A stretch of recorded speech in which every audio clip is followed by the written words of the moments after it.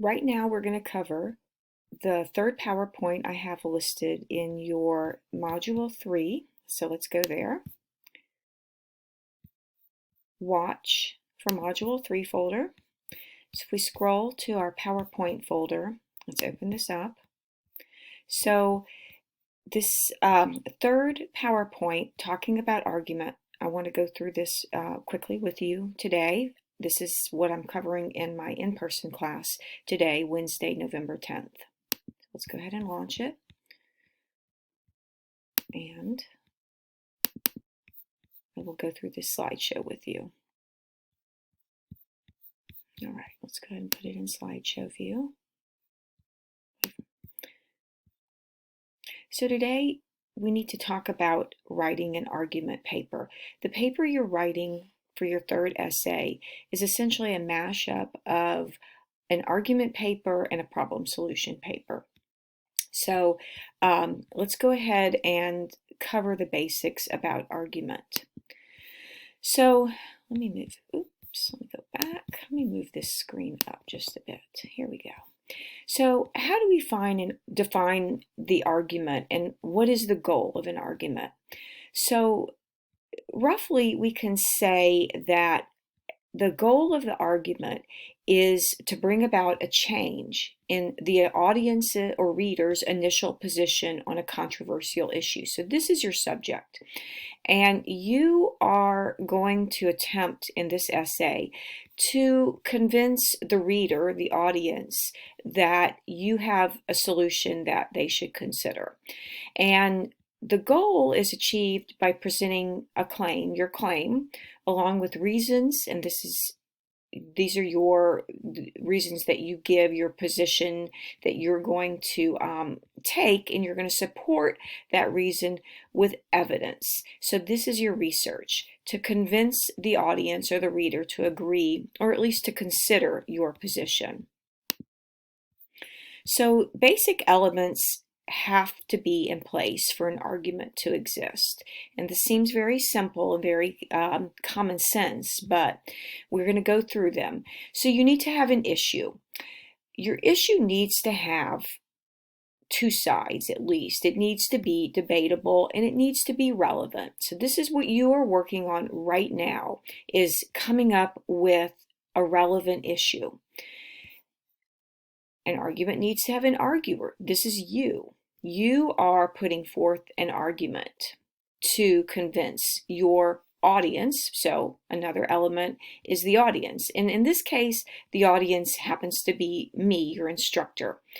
You need to establish common ground. In other words, how can you say that we can agree on certain things, even if I don't come around to your position or your audience doesn't come around to agreeing with you? We need to at least say, well, we've got some things in common that make it worth our while to talk. We need to have a forum, and in this case, this is your paper, and audience outcomes. And so this is your solution that you are proposing. So when does an argument fail? Well, first of all, if there's no reason to disagree or argue. In other words, if your particular issue that you choose isn't arguable, if it's just a fact isn't arguable, it just simply is. Or if it's trivial, risky or trivial, if the issue seems silly, not really relevant, or if you don't establish common ground with your audience. So in order to do this, and this is what you're working on now, is trying to come up with your issue, you need to recognize that your issue needs to be compelling. In other words, do I feel, as your audience, that it's worth my while to spend time listening or reading your argument? So issues often originate in dramatic life situations. So right now, we're in the middle of a global pandemic. Many issues have come up to the surface as a result of COVID.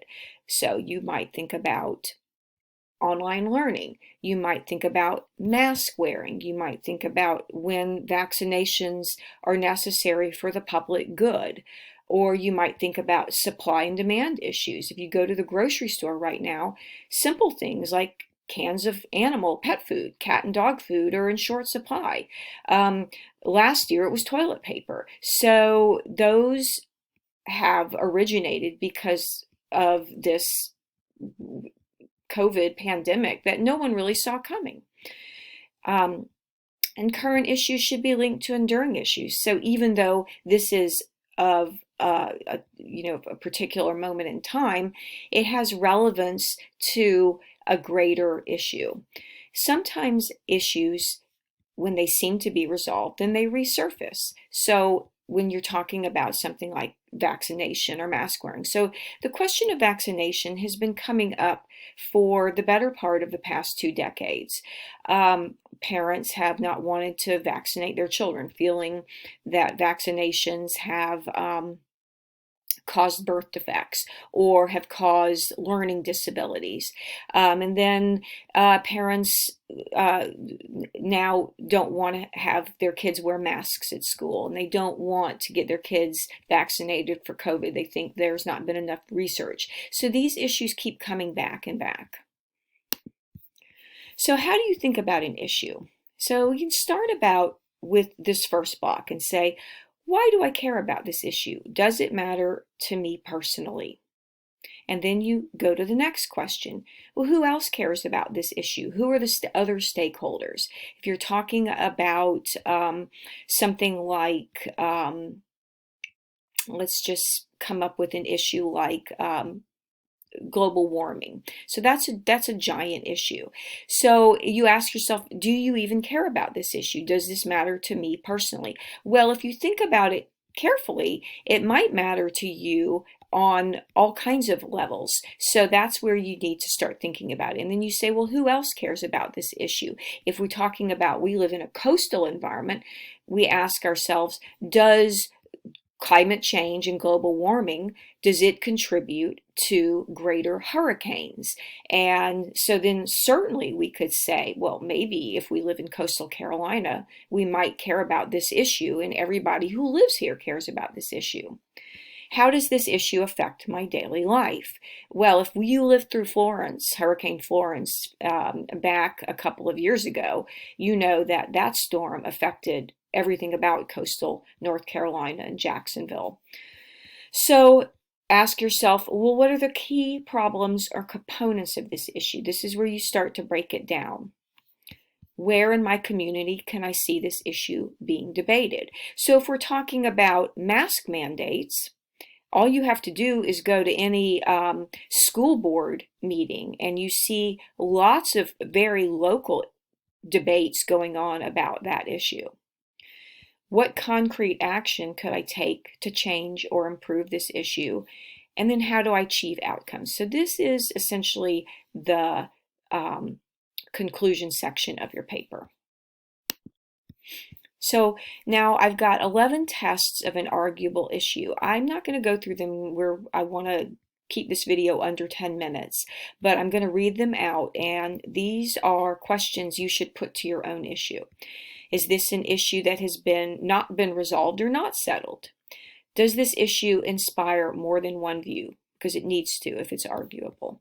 Are you willing to consider a position different from your own? In other words, are you ready to think broadly about your issue? Are you sufficiently engaged with and interested in this issue to inspire your audience to become interested? Do other people perceive this to be an issue? In other words, is this a little bit wider than just your own personal concern? Is this issue significant enough to be worth your time? Is this a safe issue for you? Will you be willing to express your ideas? Can you establish common ground with your audience on this issue? Will you be able to get information and come up with convincing insights on this issue? Can you eventually get a clear and limited focus on this issue, even if it's complicated? And finally, is this an enduring issue? Or can you build perspective by linking it to an enduring issue? So that was the presentation of the Talking About Argument PowerPoint. you can look at this PowerPoint as many times as you need, and I really want you to apply the questions that the PowerPoint presents for your particular issue. All right, have a great day.